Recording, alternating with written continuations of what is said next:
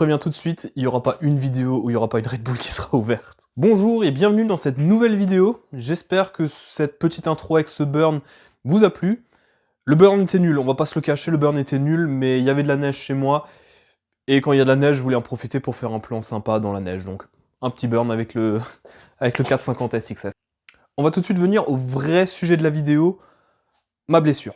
Pour être tout à fait honnête, c'est pas forcément le sujet de vidéo, ni même la vidéo sur laquelle j'aurais aimé commencer ma chaîne YouTube.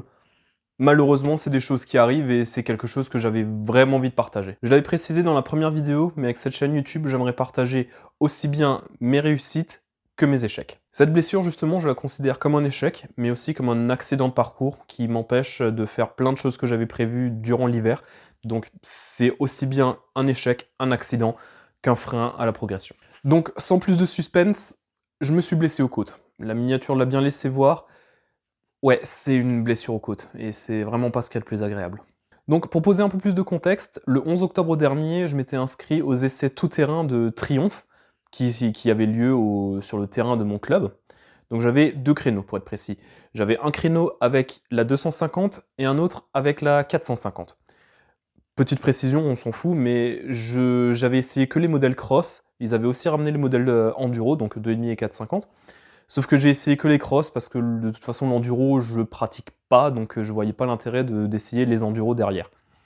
Ça m'apporterait rien. Comme en mon habitude, j'arrive à la dernière minute, je me change en hâte et je prends la moto, donc la 250 Triumph, avec quelques minutes de retard. Comme vous pouvez vous en douter, j'ai pas le temps de m'échauffer, j'ai pas le temps de faire un tour de reconnaissance avec ma moto, c'est-à-dire avec la 450 KTM, et je pars à l'aveugle avec la 2,5. Donc pour résumer, j'ai pas le temps de m'échauffer, j'ai pas le temps de faire de tour de reconnaissance, je pars avec une moto qui n'est pas à moi, que je ne connais pas, et sur une cylindrée que j'ai pas roulée depuis 2 ans. Parce que ça fait 2 saisons que je fais en 450, et le 250, j'ai pas vraiment eu l'occasion d'en retester entre-temps. Donc mon idée, c'est que je pars avec le 250 pour faire un tour de reconnaissance. Je vais pas partir à fond tout de suite avec une moto que je connais pas, ça n'a pas de sens. Surtout que, ok, c'est le terrain sur lequel je m'entraîne le plus, sur lequel je roule le plus, mais je le connais pas forcément. Je veux dire, d'une semaine à l'autre, il peut évoluer. Donc, je préfère y aller doucement, même si, surtout avec une moto que je ne connais pas finalement. Sur ce terrain, il y a des lignes droites. Donc c'est des lignes droites où on peut un peu tirer dans la moto, ce que j'ai fait. Et là, j'ai déjà commencé à voir comment réagissait le châssis, les suspensions, etc.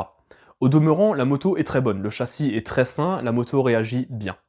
Donc, à partir de ce moment-là, je prends très vite la confiance, voire même trop vite. Il y a aussi 3 doubles en montée sur ce terrain-là, donc même avec ma moto, avec mon 450, j'en saute que 2 sur les 3. Celui qui est au début du tracé et celui qui est pratiquement à la fin. Et là où je me suis fait la blessure, c'est justement sur le deuxième double en montée, celui que je saute pas, même avec ma moto. Donc si déjà je ne le saute pas avec mon 450, je vais pas m'amuser à essayer de le sauter avec une moto, avec un 2,5 qui est moins puissant que mon 250 et surtout avec une moto que je ne connais pas. Donc le double où ça s'est passé, c'était vraiment à la sortie d'un virage à droite. Et en haut, juste après la réception, il y a encore un autre virage à 90 degrés sur la droite. Je vais essayer d'illustrer ça avec des extraits YouTube que je trouverai, ça sera beaucoup plus parlant que de l'expliquer là oralement finalement. Je prends donc le double assez lentement, en roulant, tranquillement, et je sais que en haut de la réception, il y a un trou. Sauf que, vu que j'ai pas eu le temps de faire de tour de reconnaissance ce jour-là, le trou, je sais absolument pas à quoi il ressemble. Et j'ai aucun moyen d'anticiper ça. En arrivant en haut, je vois qu'à gauche, le terrain est bien plus plat qu'à droite. Donc je me décale à gauche, et c'est à partir de ce moment-là où je comprends pas ce qui s'est passé. A priori, j'étais passé à gauche, et la roue avant, elle tape ou elle tombe dans le trou, je sais pas. Mais en tout cas, ça me met un énorme coup de guidon à droite, ce qui me déséquilibre forcément. Et pour me rééquilibrer, j'essaye de taper avec le pied, de juste poser le pied au sol pour éviter de tomber, encore une fois avec la moto qui n'est pas à moi. Quand il se passe ça, j'ai forcément le corps qui est dans une position qui est absolument pas idéale, c'est-à-dire que le guidon est au travers, moi je suis penché et je mets encore une fois le pied au sol. Il y a des choses qui s'enchaînent et qu'il faut pas faire en fait. Par contre, je suis sûr d'une chose, c'est que le guidon n'a pas tapé dans les côtes. Je l'ai pas senti taper et même après, j'ai pas de, comment dire, j'ai pas d'hématome ou quelque chose qui prouve que le guidon est venu taper dans mes côtes. Surtout que je me suis blessé à ce niveau-là, donc vraiment en bas des côtes.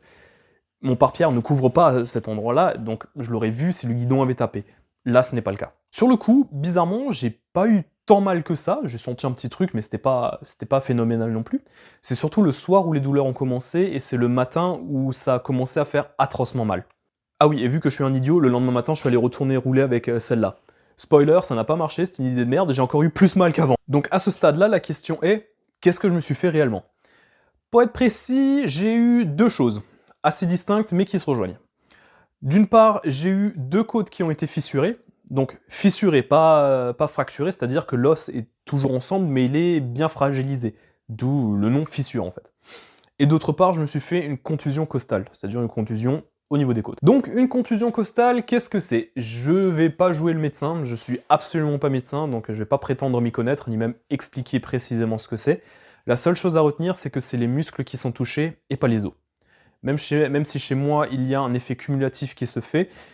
Donc j'ai la contusion d'une part, donc les muscles qui sont touchés, mais d'autre part, j'ai également les côtes qui sont fissurées, deux côtes qui sont fissurées.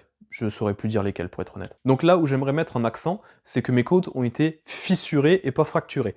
La fissure, c'est simplement la côte qui est toujours en un morceau, mais elle a été fragilisée. Là où la fracture, la côte étant vraiment en deux morceaux, on va dire. Et là où j'ai vraiment pas eu de chance, c'est que la contusion s'est faite, encore une fois, sur les côtes basses, c'est-à-dire là où il y a énormément de muscles qui sont rattachés.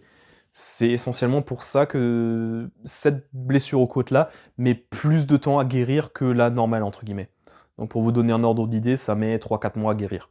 Là aujourd'hui on tourne, on est le 19 janvier, j'ai toujours mal. Donc les conséquences de tout ça, quelles sont-elles?